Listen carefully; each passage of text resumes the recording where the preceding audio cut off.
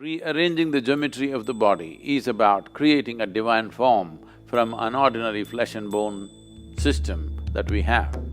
These 114 chakras, if we rearrange them in a certain way, a complete different possibility becomes available around those forms. So in India, such people get referred to as Bhagwan.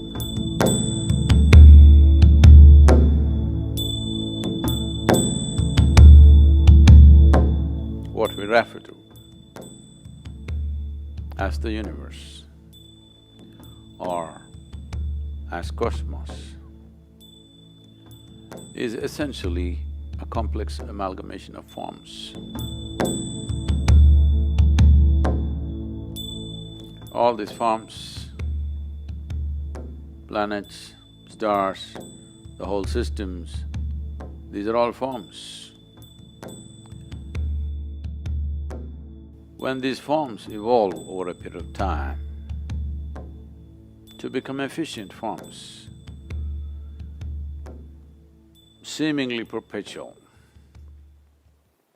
they have become seemingly perpetual in our experience because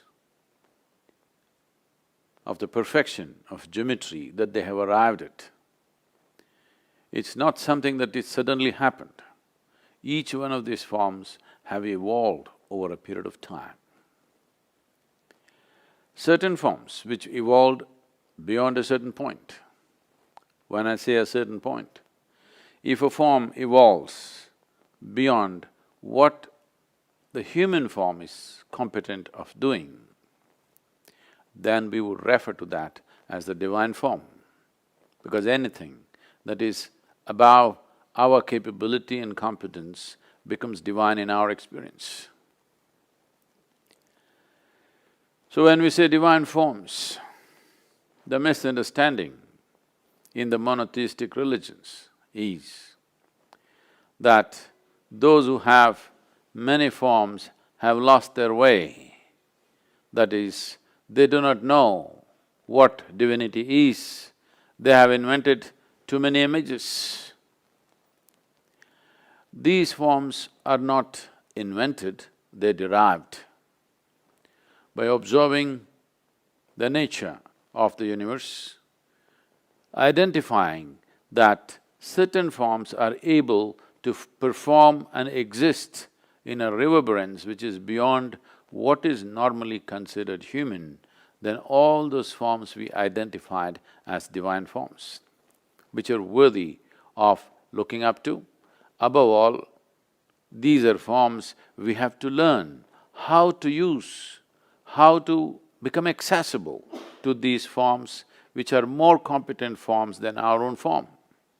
There are natural forms on this planet which can function in a higher intensity than the human form, or we can assemble forms, or we can create forms, a certain combination of forms which will function in a higher way than the way we are right now. In fact, the whole system of yoga is just about arranging or rearranging your own form. These 114 chakras, which are a certain energy forms by themselves, if we rearrange them in a certain way, the same human being who was just flesh and blood, living within the compulsive nature of that dimension of life, can suddenly be transformed into a higher possibility. It is those people who have transformed themselves or the geometry of their existence to a higher level, either by realization or by understanding or by sheer intensity of energy or emotion. They have transformed themselves into a higher geometric form so that their very presence exudes a completely different dimension of energy, a complete different possibility becomes available around those forms. Then we refer to those forms as divine forms. So in India, such people get referred to as Bhagwan, or there are so many other names which essentially means godlike or divine. The nature of the human body has come with a certain arrangement. There's a whole science which has become a very quasi kind of science these days because of the intuitive sciences have fallen on bad places because general integrity in the society has fallen. People start saying things, guesswork is considered intuition. Otherwise, whenever a child is born, usually in India, they used to call a person who's intuitive, who'd come and observe the geometry of the child's body and would say, this is what is possible in this child's life. Not by looking at the stars, but simply looking at the geometry of the child's body, the energetic geometry of the child's body.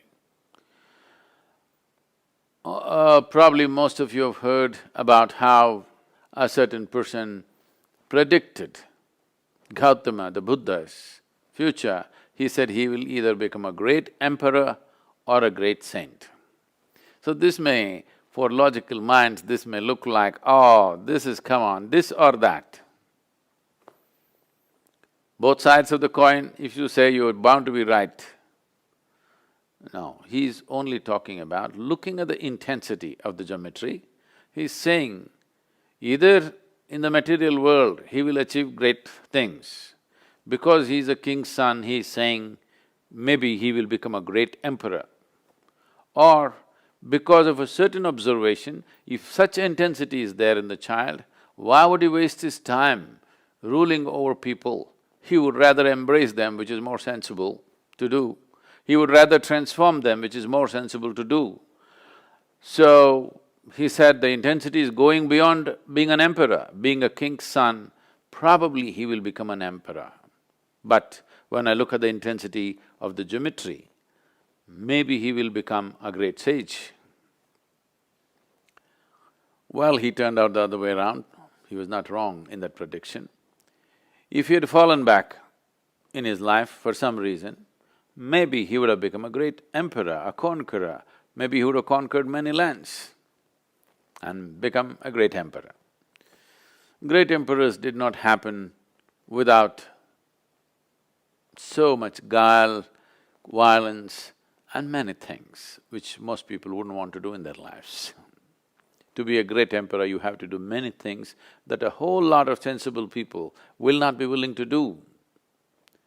So Gautama chose the other way around and the prediction was not wrong.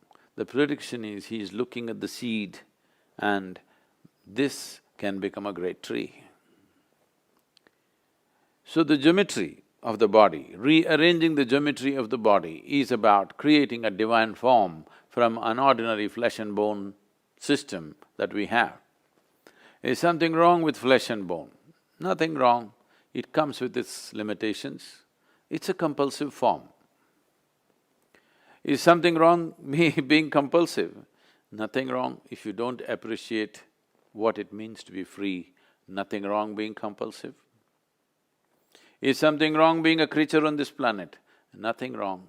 It is just that if you die without exploring the possibility of being something more, human life does not get fulfilled. Every life, from the smallest to the biggest, is aspiring to become a full-fledged life. Because the human being has come with this possibility which is quite limitless, because of that, people are trying to fix their ambitions and goals in their life. What is a seamless possibility? People are trying to fix it so that they will feel like achievers. If they pass an examination, they feel great. If they get a job, they feel great. If they earn $1 million, they feel great. Some nonsense like this. This is like among the lame people, you're a champion just because you have 2 legs. Human possibility has come with a seamless possibility. There is no way you or me can fix a goal, if I reach this, I'm done. It's a stupid way to culture one's life. If you arrange your inner geometry properly, this becomes a machine to go very far. How far it goes internally is entirely determined by the human being, the individual being. But how far it goes in the world are determined by the times, by the society, the social structures, so many things. You may get knocked down on the way. You may not get crucified, somebody may run you down on Highway 8, you know. So, how far we get in the world are subject to many things. How far we get within ourselves is just a question of arrangement of geometry, understanding, realization, understanding and the competence of being able to arrange it. The whole yogic system, starting from the physical phase of asanas to everything, is essentially to reorganize or to re-engineer our geometry in such a way that it begins to function in a way that you have not imagined possible till now. To live your life beyond your ambitions. The stupid ambitions have come to you because of a limited society in which you're living.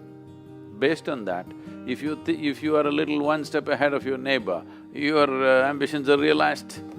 No, no, no, I'm not just thinking about this, I want to be the richest man in United States. It is still among the lame. Among the lame you're a champion, that's all.